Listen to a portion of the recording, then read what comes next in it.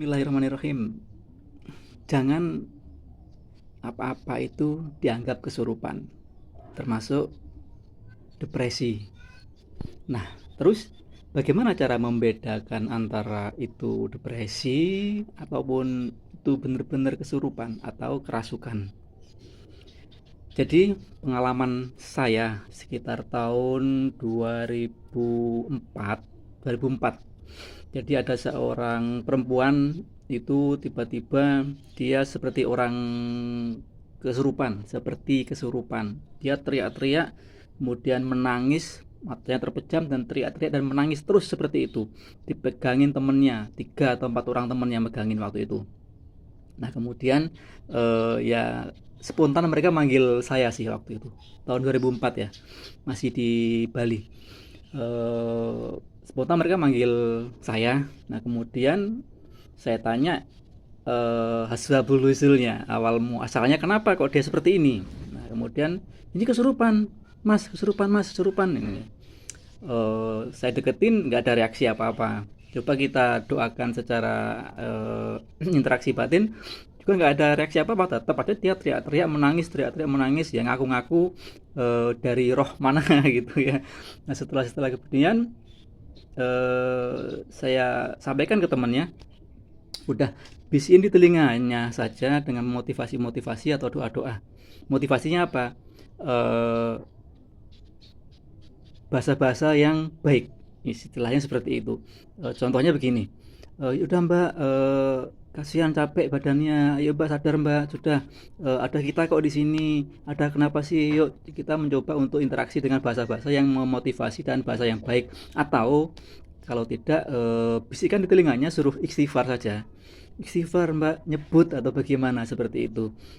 Karena setelah dikasih motivasi, kata-kata motivasi, kalimat-kalimat yang baik dan suruh istighfar, sadar. Nah akhirnya, nah kan sadar, saya bilang begitu. Dan akhirnya saya tanya, kemudian dia jawab karena memang ada pikiran mendem jeru pikiran dia, depresi, memikirkan saudaranya, memikirkan anak dan keluarganya yang ada di seberang sana, ya, tentang masalah keluarga, kemudian masalah lain-lainnya yang akhirnya membuat dia kepikiran, terlalu berpikir fokus dan metenggengen kalau orang Jawa bilang, akhirnya kebawa, kemudian dia seperti itu, termenung ya, termenung kosong ya, akhirnya seperti itu. Dan itu sekali lagi bukan kesurupan, dia depresi.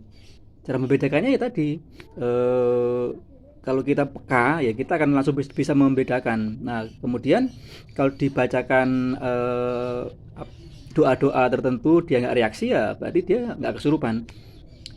Saat apalagi dipegang maaf, biasanya di pun-punnya atau dipegang di keningnya gini, kita bacakan doa-doa tertentu nggak ada reaksi, ya mungkin kemungkinan besar dia adalah depresi ya. Kalau depresi ya itu aja, motivasi dengan kata-kata yang baik, bisikan dengan kalimat-kalimat yang baik, bisikan dengan kalimat istighfar, insya Allah akan selesai. Tapi kalau memang kesurupan, kita perlu proses. Dan kalau kesurupan pun selain dia teriak-teriak nangis, suaranya kadang berubah. Suara kadang berubah dan kadang-kadang dia malah maaf, mendeli atau melotot, kadang terbalik matanya seperti itu. Suara pun juga kadang berubah, teriakannya pun juga kadang berubah kalau memang dia butuh kerasukan atau kerahuan atau kesurupan gitu. Itu sih ini sih ya tentang pengalaman saja. Jadi kalau depresi itu cukup dengan kita bacakan istighfar atau kita keluarkan kalimat-kalimat motivasi yang baik. Jadi sekali lagi, jangan semua dianggap kesurupan atau kerasukan atau kerahuan, karena depresi itu mirip dengan kesurupan atau yang sering disebut trans ya, trans, bukan trans 7 atau trans TV ya. Jadi trans, dia terlalu fokus dengan pikiran tertentu, dia terlalu fokus dengan masalah-masalah tertentu, akhirnya seperti kejang-kejang, teriak-teriak, nangis, seperti seperti orang kesurupan. Tapi itu sebenarnya adalah depresi atau trans ya, beda dengan kesurupan. Mudah-mudahan apa yang bisa saya sampaikan ini bisa manfaat, bisa jadi pengetahuan yang lebih lah. Dan sekali lagi jangan selalu hal-hal seperti itu dikaitkan dengan kesurupan.